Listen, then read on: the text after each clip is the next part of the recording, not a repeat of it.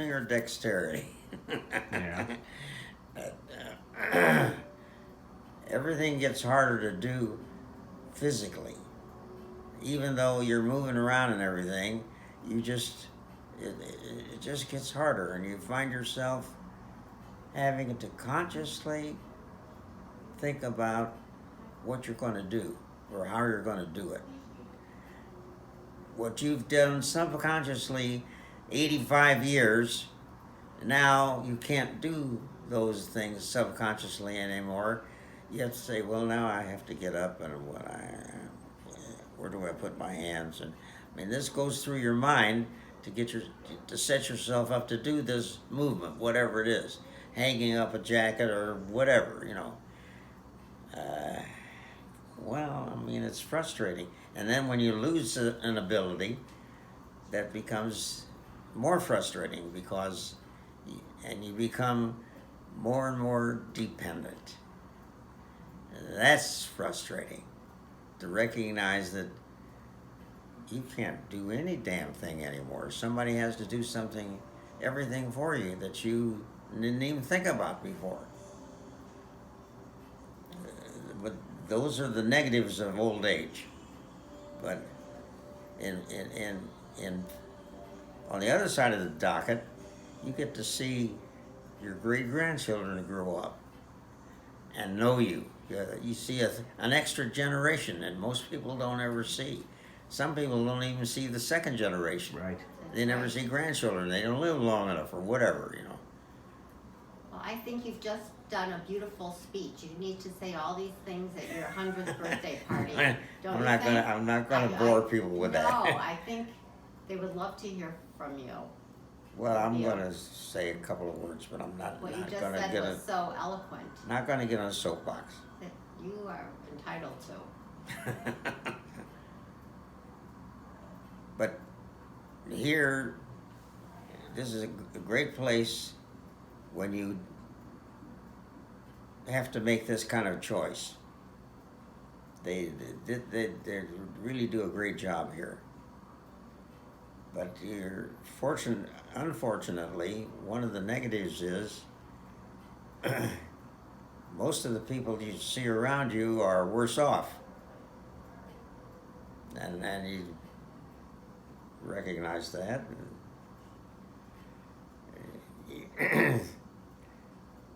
Or they're complaining about whatever, and you realize that, well, I'm not that bad. Well, that is definitely the right attitude. And the basic thing, of course, is attitude, because you got some people here, and I'm surprised at they don't know how to use a walker. I mean, they use the walker, but they don't use it properly. They're pushing it like a laundry basket. You know, they're not doing anything to improve their ability to walk, which is what you're supposed to be doing. When the walker is supposed to be an aid.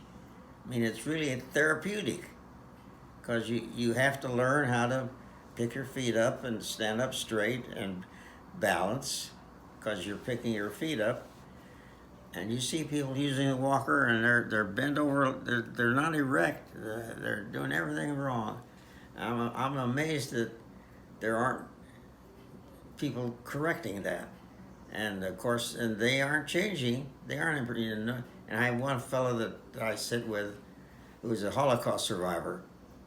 He was one of the kids that left Germany and went to England. They got him out, smuggled him out. Pardon me, out of Germany in '38. He was 7 or 8 years old, something like that. 30,000 kids they shipped to England. And they had families there who took them in. And he was with a Gentile family who kept him throughout the war. He didn't leave England until March of '45, when he came to the States. Lost my train of thought. He is one of the guys that doesn't know how to use the walker, and correcting every day. Move up closer to the walker. Take bigger steps. Stand up straight. You're supposed to be improving your ability to walk. Well, I'm wasting my time, you know. He's relatively good mental capacity because he gives talks now about the Holocaust to different people. He's in his 80s, I think. Yeah, he was. Well, no, how old was he when he was? Well, okay. Maybe he was a very young boy. Well, he was a kid. Yeah, he left Germany in 1938, and he was maybe 8 years old or 9, and went to Yeah, England for 5 definitely years be in his mid- during until the war ended.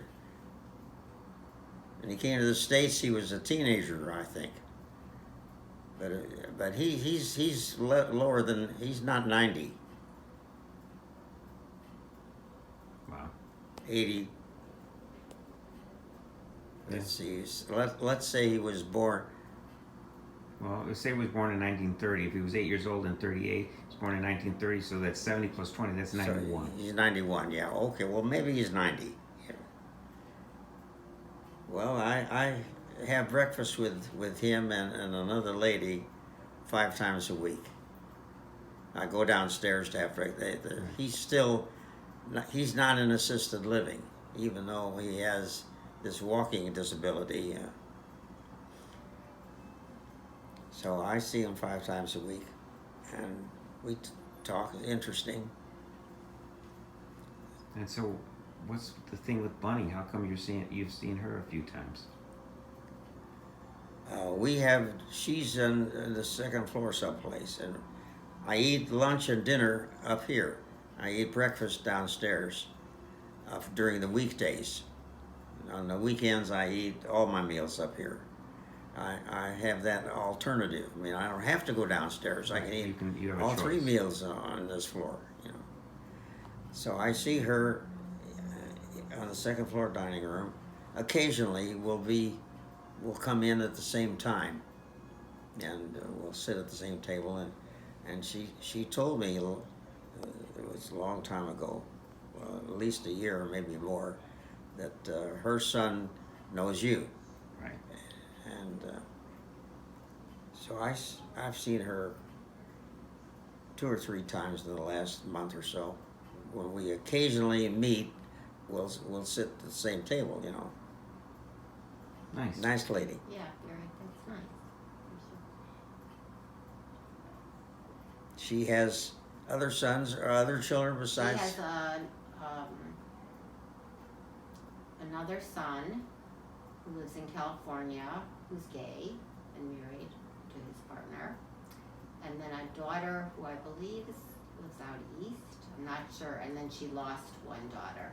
One daughter, yeah. Died of heart. Wow. And So she has a gay son that's married, and Andy, and the other sister.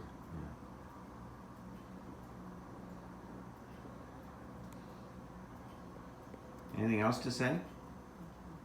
Well, there's another gentleman here whose name is Mark. I can't remember his last name.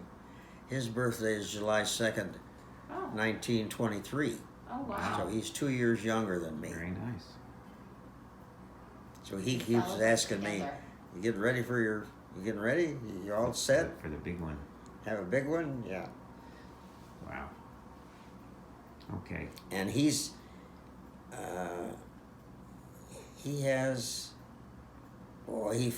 fell recently and fractured a vertebra, and so he's in a lot of pain. Wow. And the painkillers don't do much good.